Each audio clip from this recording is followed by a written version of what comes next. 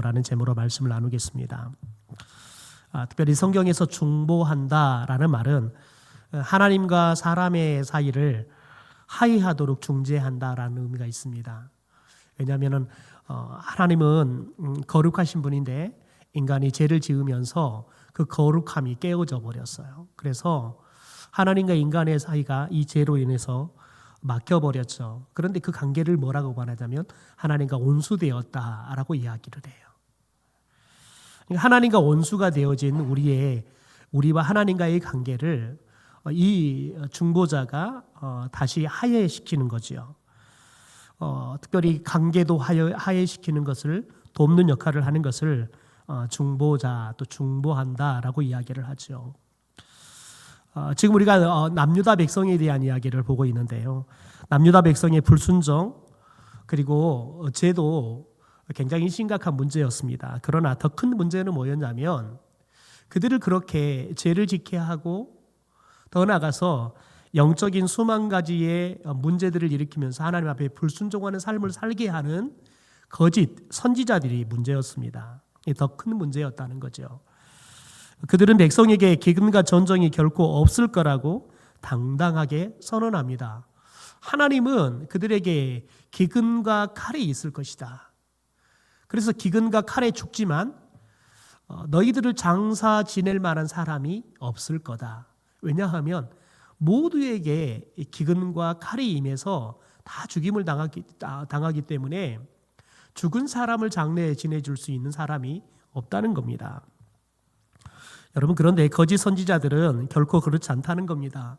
더 나아가서 하나님이 확실한 평강을 약속했다라고 거짓으로 하나님의 말씀이 아닌 것을 자신들의 생각 또 더 나아가서는 이 남유다 백성들이 듣고 싶은 이야기를 하는 거죠. 예레미야는 이런 거짓 선지자들이 진리를 굽게 하는 그것을 슬퍼하면서 하나님 앞에 13절에 보면 기도하지요. 예레미야는 유다 백성을 위한 중보 사역을 충성스럽게 감당했던 선지자입니다. 여러분, 이게 예레미야 선지자의 위대함이다라고 이야기할 수 있는 건 뭐냐면 예레미야가 아무리 기도하고 또 중보 역할을 신실하게 감당해도 실은 예레미야가 선지자가 살아있는 동안에는 이 남유다 백성들이 죄를 회개하고 하나님 앞에 돌아와서 그의 이 중보의 역할로 이 남유다 백성과 하나님의 사이가 화해를 하고 회복이 되지를 않습니다. 여러분, 사람이 정말 몸이 힘들어도 그리고 마음이 힘들어도 내가 이렇게 힘들고 이렇게 마음고생을 하는데 좋아질 수 있다는 희망이 있으면 실은 그 힘든 것조차도 감사하지요. 여러분, 그런데 희망이 없다 생각해 보십시오. 그러면 내가 이렇게 고생해봤자 무슨 의미가 있을까? 내가 이렇게 아무리 애써봤자 저 사람들 돌아올 가능성 없는데 여러분, 이 마음을 갖기 시작하면 더 이상 일할 힘이 없는 겁니다. 더 이상 말씀을 전할 만한 에너지가 나오지 않아요. 제가 지난 주일날은 어머니 어버이 날 또 인사드릴 겸해서 어머니를 찾아뵈러 가는데 월요일 날 낮에 어머니를 찾아뵙고 함께 식사를 나누려고 하는데 어머니 교회를 지나가요. 그런데 마음이 참 아파요. 그래도 젊은 목사님이 오셔서 열심히 목회를 하시고 또 열심히 목회를 해서 정말 성도들도 하나도 없던 교회 개척해가지고 사람들도 이제 막 불러 모으고 그래서 한참 초창기 때는 사람들이 예수를 믿고 교회에 와서 신앙생활하면서 교회가 하나도 없던 사람들이 목사님과 사모님만 모여서 예배 시작했고 그렇게 교회를 시작했는데 교인들이 10명 넘어가고 15명 넘어가고 막 이렇게 부흥을 했어요. 그런데 어느 정점이 되니까 다른 교회를 다니던 권사님께서 그 교회에서도 하다 시끄럽게 하니까 왕따 아닌 왕따를 당해서 이제 다시 자기 동네에 있는 교회를 나오기 시작한 거예요.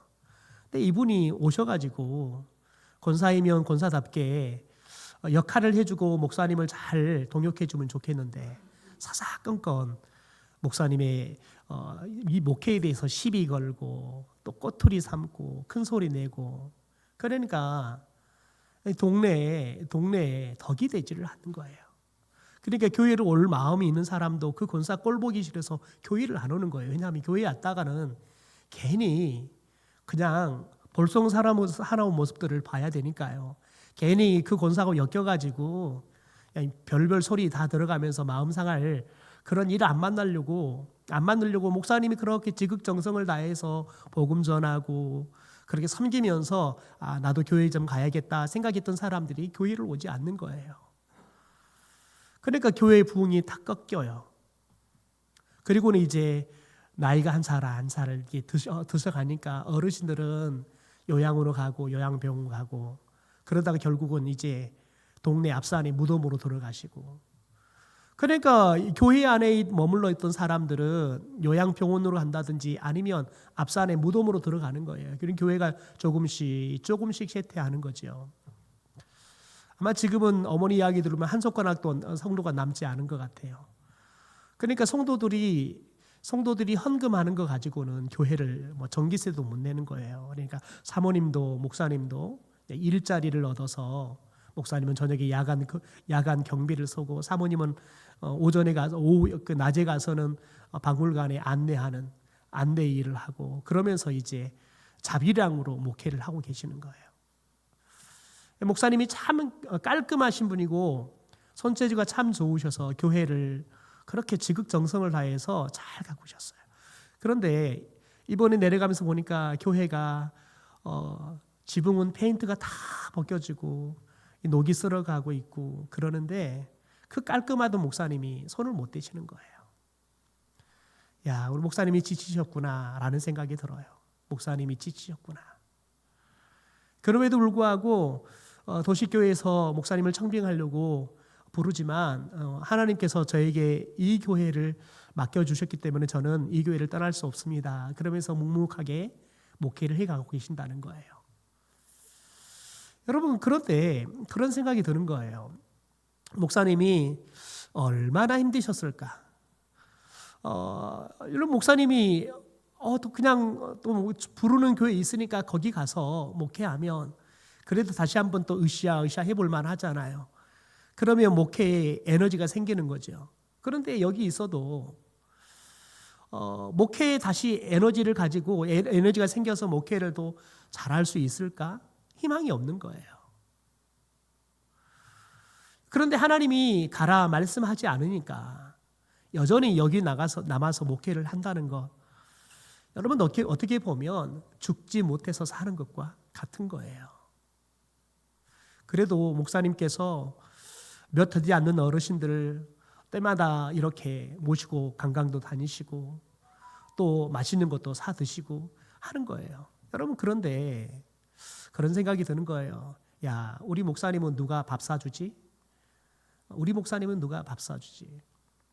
제가 청주에 사역을 할 때 남선교회 여전도들에게 특별히 교회에서 지원하는 시골 교회들과 자매 결연을 맺어줬어요. 그리고는 한 달에 한 번 여전도회가 원래 하는데 교회에서 하지 말고 그 시골 교회 찾아가서 일부 예배 목사님한테 예배 드려달라고 설교 좀 들으시고, 그리고 목사님하고 사모님 따뜻하게 밥 한 끼 대접해드리고 목사님과 함께 또 같이 기도회도 하고 목사님을 위해서 기도하고 그 교회를 위해서 기도하면 어떻겠습니까? 그 제안을 받아들여서 모든 여전도회나 남선교회는 아니고 굉장히 활발한 남선교 여전도회들이 그렇게 연결이 되어서 한 달에 한 번씩 가는 거예요. 그리고는 목사님의 설교를 듣는 거죠. 여러분, 그런데 목사님이 그런 말씀을 하는 거예요. 평상시 주일에는 내가 말씀을 열심히 준비해 가도 우리 어르신들이 기가 먹어서 잘 듣지도 못하고, 또 예배 드리기 전에 새벽부터 일어나가지고 부지런해서 열심히 일하다가 정작 교회 오면 피곤하니까 찬송도 못 부르고 주무시고 계시는 거예요. 그러니까 설교를 열심히 준비해도 듣는 사람이 없는 거예요. 깨어있는 사람은 기가 멀어서 못 듣고, 잠자는 사람들은 피곤해서 잠자리나 못 듣고, 그래서 자기가 늘 설교를 준비해도 아유 내가 헛일을 하지. 그런데 어떻게 목사가 말씀 전하는 게 사명이니까 말씀을 준비하고도 아이고 이 설교 누가 들으나 그런 생각이 드네. 그러니까 설교할 맛이 안 난다는 거예요. 그런데 젊은 권사님 집사님들이 오셔가지고 한 15명 20명 오셔가지고 앉아서 자신이 설교하는 거 아멘 하면 눈 그냥 또렷이 떠서 그냥 목사님 설교하는 거 듣고 있는 거 보면 한 달에 한 번씩 힘이 난다는 거예요. 설교의 맛을 본인이 경험한다는 거예요. 그러면서 자기가 늘 어르신들은 뭐 청겨다 드리고 그게 이 일인데, 혹시 우리 어르신들이 뭐 청겨다 드리면 상추 싸다 주고 뭐 깻잎 따다 주고 그러는데 비싼 밥 이렇게 대접해 준 사람 한 사람도 없는데 와서 한 달에 한 번씩 이렇게 식사 대접해 주는 게 너무 힘이 되어서 목회할 힘을 얻는다. 그런 감정들을 이제 여전도의 오들이 이제 조금씩 모임이 이제 지나가니까 그 이야기를 들으니까 우리가 참 잘한 선택이다라는 생각들을 해요. 여러분, 그런데 만약에 그게 없다 그러면 아마 그 목사님은 늘 그 교회를 떠날 생각만 할 거예요. 기회만 온다면 그냥 늘 주랭난 치듯이 다른 교회를 갈 생각을 하면서 목회할 거란 말이죠. 여러분, 그러면 무슨 목회가 생명력이 있겠습니까? 여러분, 그런데 에레미야를 보십시오. 본인이 평생 말씀을 전하지만 이 백성들이 돌아올 그래서 오직 하면 하나님이 유다 백성들을 위해서 기도하지 말아라. 여러분, 하나님이 기도하지 말라고 하나님께서 기도를 포기 선언을 해버렸는데도 불구하고 에레미야를 멈추지 않고 말씀을 전하고 멈추지 않고 그들을 위해서 중보하는 거죠.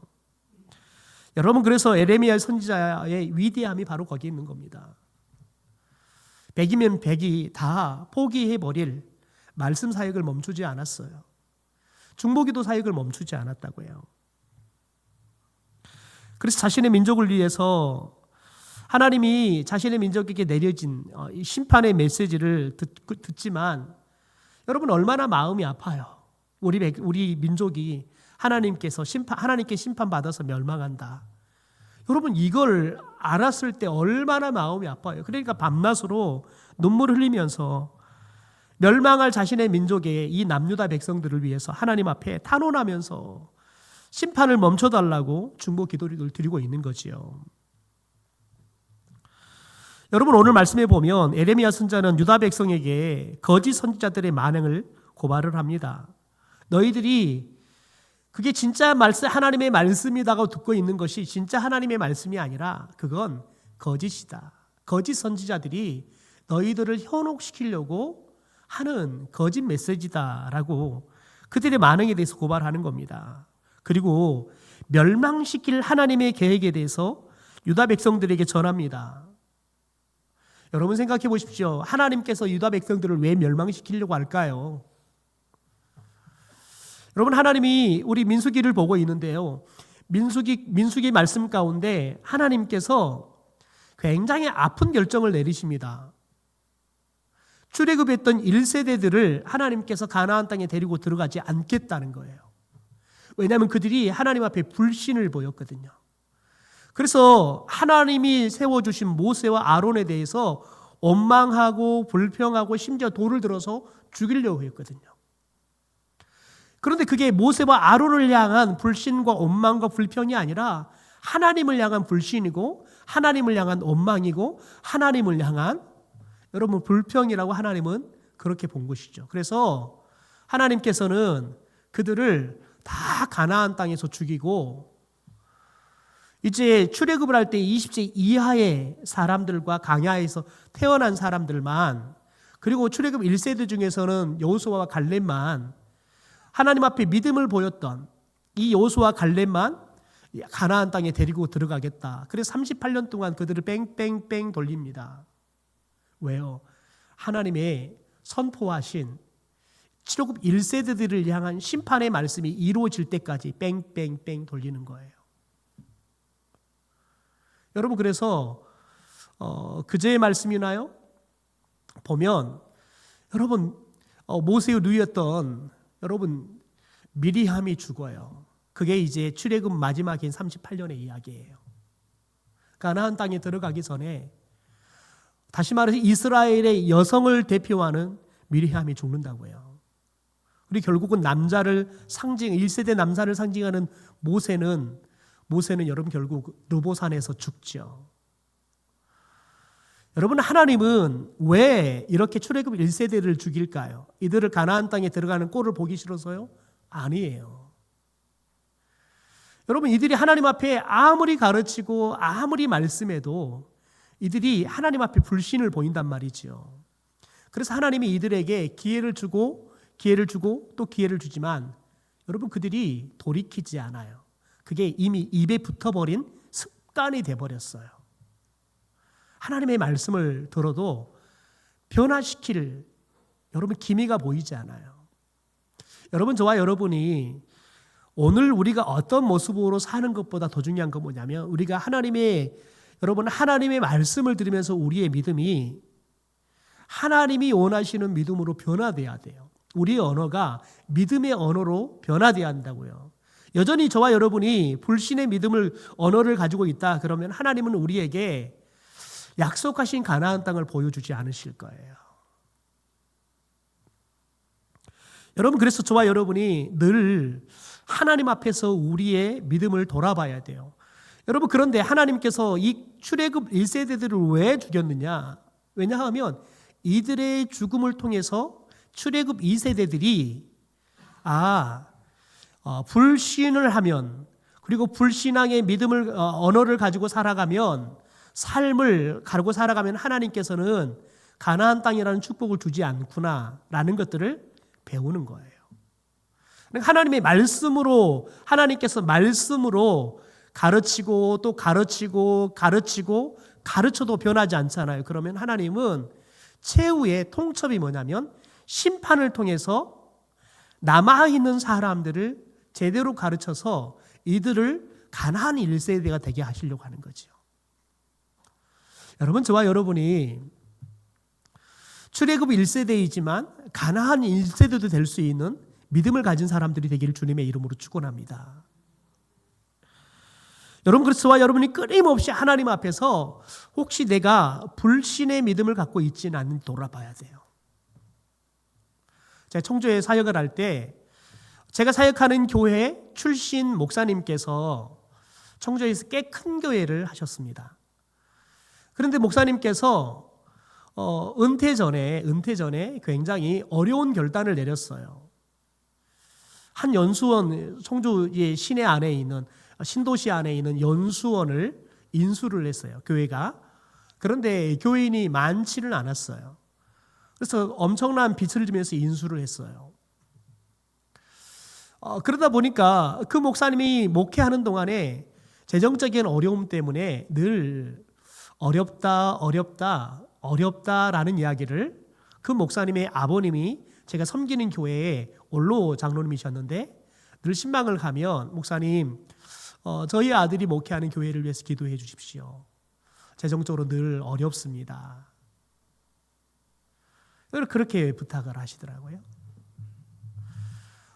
다행히 하나님께서 은혜를 주셔서 어려운 가운데 교회는 여전히 부흥하고 그러면서 빚이 있지만 목사님께서 목회를 아름답게 잘 마무리하고 은퇴를 하셨어요. 그리고 후임이 오셨어요. 여러분 그런데 후임이 오셨는데 이 후임은 오셔서 더 저돌적으로 목회를 하기 시작하셨어요. 여전히 빚이 있지만 교회를 비전차도 새로 짓고 그리고 돈이 없어서 손도 못 댔던 원래 기존 건물의 지하들을 아이들 키즈 카페로 다 만들고 심지어 아이들에게 스터디 카페들을 만들어서 청소년들이 와서 머물 수 있는 공간을 만들었어요. 여러분 그런데 그 키즈 카페 회원이 2,200명이 넘는데요. 목사님이 그래요. 목사님께서 그 고백을 하는 거예요. 내가 왔을 때 그냥 성도들 안에서는 늘 그런 말을 한 성도들이 있었대요. 우리 교회 이대로 망합니다. 그러니까 빚 갚는 데다가 올인을 해야 합니다. 왜 자꾸 선교사를 후원하고 구제하는 일에다가 돈을 자꾸 씁니까? 지금 우리 교회가 지금 빚더미에 내려앉아서 망하게 생겼는데 왜 자꾸 돈을 그런 데 씁니까? 그러면서 이제 빚 갚는 것이 교회가 중심 사역이 된다고 외쳤던 사람들이 있다는 거예요. 그런데 목사님과 장로님이 선임 장로님께서 딱 두 분이 동시에 이야기하는 거 뭐냐면 우리 교회가 그분들의 이야기를 들었으면 우리 교회는 이미 부도가 났을 겁니다. 그런데 목사님과 시무 장로님들께서 결정을 했어요. 우리가 빚이 있더라도 그 빚이 너무 무거울지라도 교회가 해야 할 본질을 놓치지 맙시다. 그래서 교회가 해야 할 본질에 더 투자하기 시작했대요. 선교사에 대해서 선교사를 더 파송하고 더 후원하고 사회를 향해서 구제 사역을 더 하고 아이들을 위해서 더 많이 시설들을 투자하고 놀라운 건 여러분 하나님이 교회가의 본질적인 사역을 하기 시작하니까 하나님께서 사람들을 부어주시고 재정을 부어주시고 지금도 빚은 있지만 그러나 이제는 그 빚이 짐이 될 정도가 아니라 우리 좀 빚 좀 있어요 할 정도. 교회가 빚이 너무 무겁지만 그 빚의 짐에 눌리지 않고 오히려 교회의 본질에 우리가 올인합시다. 그렇게 여러분 마음을 먹고 막 교회의 본질적인 사역을 하기 시작했더니 사람들이 모여들기 시작하더라는 거예요. 다음 세대 아이들이 모여들기 시작하더라는 거예요.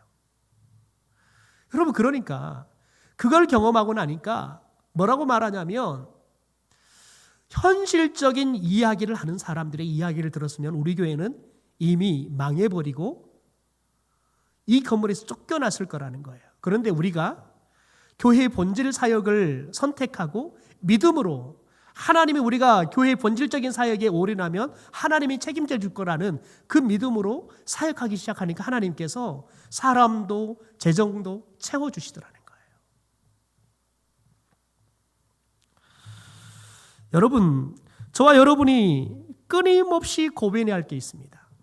여러분 생각해 보십시오. 제가 그 올로 장로님의 기도를 들을 때 주변에 있는 목회자들이 다 그랬습니다. 아유, 우리 목사님 저 부도가 나서 목회라도 저거 마지막 은퇴라도 제대로 하실 있을란가 모르겠어요. 목회자들은 그 교회가 부도 난다고 확신을 가지고 이야기했습니다. 그 목사님 목회 잘 해놓고 마지막에 하지 말아야 할 그냥 있었으면 됐지. 구도심에 있었으면 됐지. 왜 신도시로 무리하게 이전을 가가지고 자기 마지막 은퇴하는데 집안채도 성도들한테 교회에서 마련해주지 못하고 쫓겨나야 할 그런 상황이 돼버렸다고? 수많은 목사들은 노예를 모이고 이렇게 이야기를 모이면 이야기할 때마다 그 교회가 부도날 거라고 이런 이야기만 했은 거죠. 여러분 그런데 그 교회가 놀랍게 살아났더라고요. 그런데 그 교회가 선택한 거 뭐냐면 여러분 돈을 선택한 게 아니라 믿음을 선택한 거예요. 그러니까 하나님께서 그들의 삶을 역전시키시더라는 거죠. 여러분 오늘 말씀으로 다시 돌아가 보면 오늘 에레미야 선지자가 이 거짓 선자들의 만행을 고발합니다. 여러분 이들이 뭐라고 말했습니까? 평화가 임할 거라는 거예요. 전쟁도 일어나지 않고 기근도 오지 않을 거라는 거예요. 여러분 그러나 여러분 사람들이 듣고 싶고 사람들이 여러분 살고 싶은 그런 여러분 시대가 오는 게 아니라 하나님의 말씀이 그대로 이루어지는 시대가 열리는 거예요. 여러분 하나님의 언약을 배반하는 이 죄악 가운데 이스라엘 백성들이 머물러요. 왜요? 거짓 선자들에게 미혹이 되어서요. 그러나 하나님은 그들에게 분명한 심판을 선언합니다. 왜요? 그들이 언약을 깨버렸으니까요. 거짓 선자들이 거짓된 환상과 허황된 점괘와 마음에서 꾸며낸 거짓말로 부인하고 외면했던 전쟁 기근으로 결국은 유다는 망하게 되어지는 겁니다. 그것을 오늘 지금 에레미야가 다시 한번 선언합니다. 우리 15절, 16절 같이 한번 읽어볼까요? 시작. 그러므로 내가 보내지 아니하였어도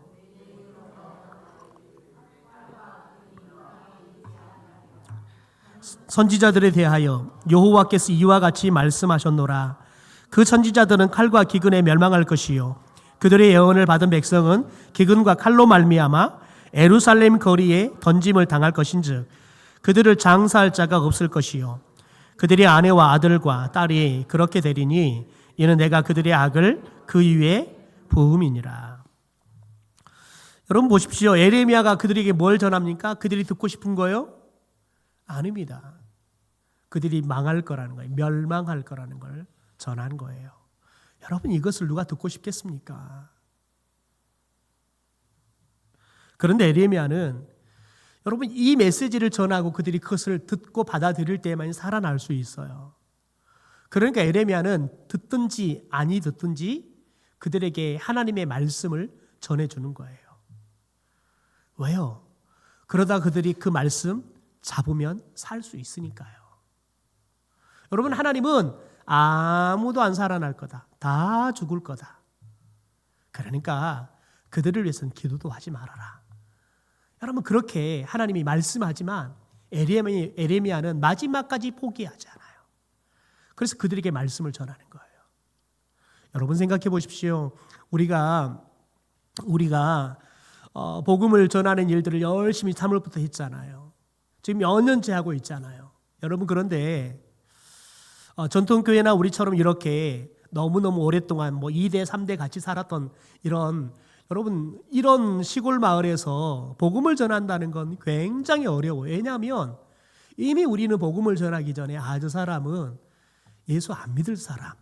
내가 가면 이미 가기도 전에 저 사람이 몇 월몇 시에 전도하러 오더라 그러면 딱 그 시간 맞춰서 문 닫아놔 버리잖아요. 잠가놔 버리잖아요. 어떤 사람은 아예 그 시간 되면 나가 버리잖아요. 너무너무 잘한단 말이죠. 여러분 그러면 우리는 자연스럽게 저 사람은 해봐도 안 돼. 저 사람은 백날 해봐도 안 될 사람. 여러분 그러면 우리는 복음을 전할 엄두가 안 나요. 지난 월요일 날 저희 집사람이 작은아버지가 돌아가셨어요. 그런데 이분은 뱃사람이에요. 그러니까 굉장히 거치세요. 술도 엄청 좋아하시고 술만 먹었다 그러면 형제들한테 전화해서 고함치고 그냥 별의별 욕을 다 하고 하니까 형제들이 전화를 받지 않아요. 그런데 작은 어머니께서는 믿음의 집에서 사시다가 시집을 온 거예요. 그래서 친정 어머니께서 여수에 있는 큰 교회 권사님이세요. 그래서 작은 어머니께서는 믿음도 있으시고 성품도 좋아요. 그런데 남편이 뱃사람이니까 부정 탄다고 교회도 못 가게 해요. 그럼에도 불구하고 남편이 한 번씩 이제 배 타러 나가면 며칠씩 어쨌든 몇 달씩 안 돌아오니까 그럴 때 남편이 있을 때는 교회를 못 가는데 그렇지 않으면 교회를 가시는 거예요. 그래서 사람들이 그런 말을 하는 거예요. 다 예수 믿어도 할아버지는 예수 못 믿을 거야. 그런데 장례식 가니까요. 그래요. 아프셔서 요양병원에 오래 계시다가 돌아가셨는데 올해 79 드셨어요. 그런데 뭐라고 가족들이 이야기를 하냐면 이제 가족들이 다 교회를 다니니까 가족들이 다니는 교회 한 목사님께서 이제 신방 가서 복음을 전하고 그런 일들을 계속 하셨나 봐요. 그런데 지난 토요일 날은 유독 작은아버지께서 영접 기도를 정말 씩씩하게 하셨대요.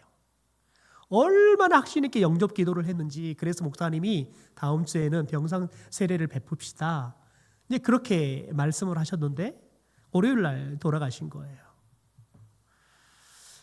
여러분 그걸 보면서 사람들이 아무리 전도하고 아무리 교회 가자고 이야기해도 그렇게 말 한 자리 안 들어주던 그분이 결국은 마지막 죽어갈 때에는 온 가족들이 예수 믿게 해달라고 구원해달라고 기도했는데 그리고 가족들이 때만 되면 욕을 얻어먹어도 복음을 전했는데 여러분 하나님께서 마지막은 그렇게 멋있게 구원하셔서 하나님의 나라로 모시고 가시더라는 거예요. 그래서 그걸 너무 행복하게 말씀을 하시는 거예요. 여러분 우리가 보기에 심지어 에레미야 선지자는 하나님이 포기해도 에레미야 선지자는 포기하지 않아요. 그리고는 그들을 위해서 말씀을 전해요. 여러분 이게 중보적인 사명을 감당하는 저와 여러분이 가져야 할 신실함인 줄 믿습니다. 여러분 저와 여러분이 그 사람이 예수를 믿을 가능성이 있는지 따지지 말고요. 여러분 복음을 들어야 할 사람이라면 여러분 저와 여러분이 예수 믿을 건지 믿지 않을 건지 가능성이 몇 프로인지 따지지 말고 저와 여러분은 묵묵하게 복음을 전할 수 있는 사람들이 되기를 주님의 이름으로 축원합니다. 여러분 에레미야의 탄원에 심판으로 답하셔야 하는 하나님의 마음은 여러분 어떠했을까요? 하나님은 유다 백성이 감당해야 할 극심한 고통 때문에 밤낮으로 눈에서 눈물이 흐른다라고 말합니다. 우리 17절의 말씀을 같이 한번 읽어볼까요? 시작. 여호와께서 내게 또 말씀하셨다. 민족의 멸망 앞에서 내가 얼마나 슬퍼하며 고통스러워하는가를 내 백성에게 알려라. 너는 백성을 향하여 이렇게 말하여라. 내 백성에게 무서운 재앙이 덮쳐왔고 내 백성이 고칠 수 없는 상처를 입었기 때문에 나는 밤낮 끊임없이 눈물을 흘리며 울고 언제까지나 그칠 수가 없다. 여러분 에레미야 선지자의 눈물은 하나님의 눈물이에요. 에레미야의 마음은 자신의 마음이 아니라 하나님의 마음인 거예요. 하나님께서는 에레미야에게 야 저들 가망 없으니까 너가 아무리 기도해도 나 들어주지 않을 거니까 기도하지 말아라. 말은 그렇게 하는데 하나님의 마음은 여러분 돌이키지 않는 그들을 바라보면 슬퍼하시는 거예요. 눈물을 흘리시는 거예요. 그래서 에레미야 선지자를 통해서 하나님의 마음을 아파하고 하나님의 눈물을 흘리게 하시는 거죠. 여러분 고통당하는 유다 백성을 향한 하나님의 마음이 에레미야를 슬프게 하고 눈물 짓게 한 겁니다. 에레미야는 하나님의 말씀을 선포하는 참 선지자고 유다 백성을 사랑하는 참 중보자였습니다. 하나님은 지금도 이와 같은 중보기도 사역을 신실하게 감당하는 여러분 진실한 말씀의 사람들을 통해서 하나님의 마음이 전해지고 하나님이 원하시는 뜻이 간곡해 되어지는 중보의 사역들을 계속해서 하고 계신다는 거지요. 사랑하는 여러분, 하나님의 마음으로 죽어가는 영혼과 이 민족을 위해서 눈물 흘리고 중보하는 왕 같은 제사장이 될 수 있게 되기를 주님의 이름으로 축원합니다. 에레미야 선지자가 하나님께 탄원하는 내용을 보면 하나님의 자비와 언약에 힘입어서 유다 백성의 죄를 용서해달라고 기도하고 있습니다. 에레미야 선지자는 유다를 향한 하나님의 큰 사랑, 큰 자비를 누구보다 잘 알고 있었습니다. 하나님은 말은 그렇게 하지만 이 남유다 백성을 향한 자비하심이 얼마나 큰지 또한 하나님께서 얼마나 큰 사랑으로 이들을 사랑하는지 알고 있었단 말이죠. 그래서 유다 백성의 고통에 눈물을 흘리며 탄식하시는 하나님의 마음에 에레미야 선지자가 호소하고 있는 겁니다. 그는 유다 백성의 사악함, 죄악을 먼저 인정합니다. 그러나 죄악 가운데 빠진 그들의 행위가 아니라 오직 주님의 영광과 언약의 신실함을 기억해달라고 하나님께 지금 간구하고 있는 거예요. 그러니까 남유다 백성들이 지금 돌아올 가능성 없어요.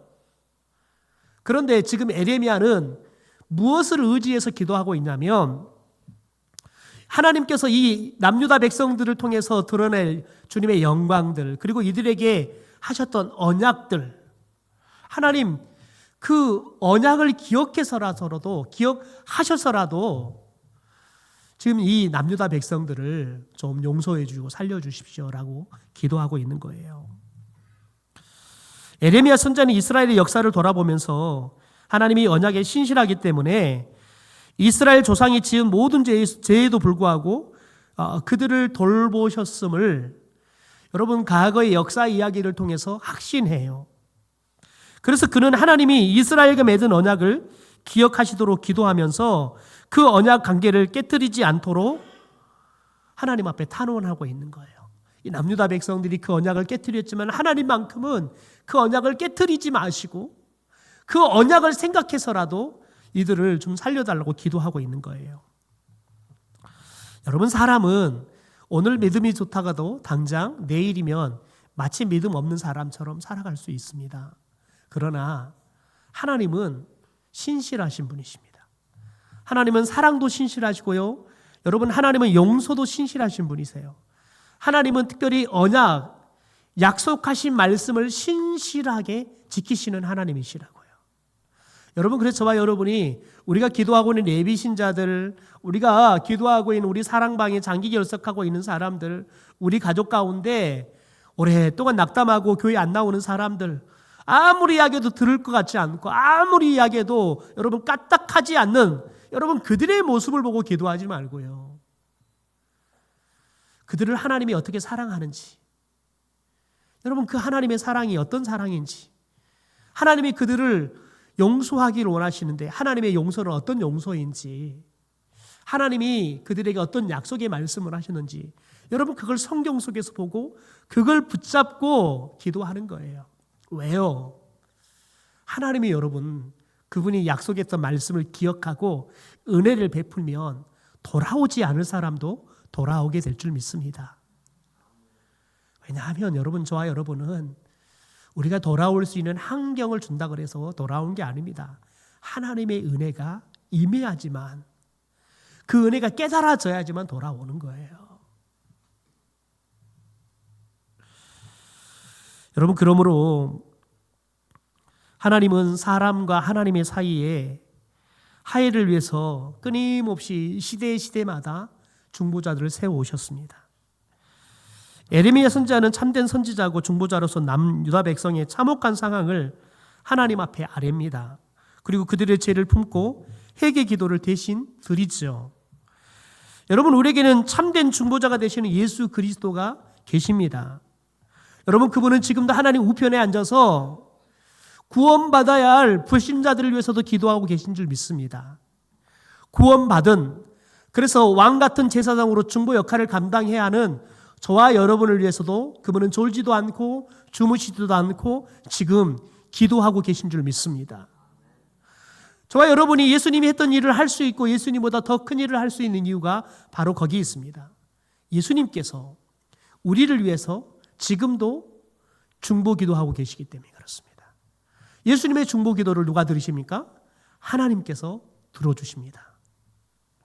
여러분, 그래서 저와 여러분이 오늘은 저와 여러분이 특별히 하나님과 우리가 기도해야 할 사람의 중간에서 중보자가 되어서 그들을 위해서 기도했으면 좋겠습니다. 특별히 오늘 기도할 때 여러분 마음 안에 그냥 포기되었던 그 영혼을 붙잡고 좀 기도했으면 좋겠습니다. 내가 생각하기에 가능성 없다라고 생각하는 그 영혼을 우리가 품고 그 영혼과 하나님 사이에 우리가 중보자가 되어서 기도했으면 좋겠습니다. 여러분 바라보기에 저 사람은 예수 믿는 건 두 번째 치고 저 사람의 삶이 나아질 가능성이 없어. 여러분, 그렇다 그러면 그 영혼을 위해서 오늘 기도하십시오. 여러분, 우리가 기도하기 시작할 때 예수님께서는 우리가 무엇을 기도하든지 그분은 우리의 기도를 그대로 여러분 이루어지도록 시행하겠다 약속하셨습니다. 여러분, 기도하는 우리가 기도하는 영혼들을 바라보고 기도하지 말고요. 우리에게 약속하신 그 하나님의 신실하심을 묻고 기도하십시오. 하나님의 약속의 말씀을 붙잡고 기도하십시오. 그러면 말씀은 반드시 이루어지게 될 줄 믿습니다. 우리 시간 좀 기도했으면 좋겠는데요.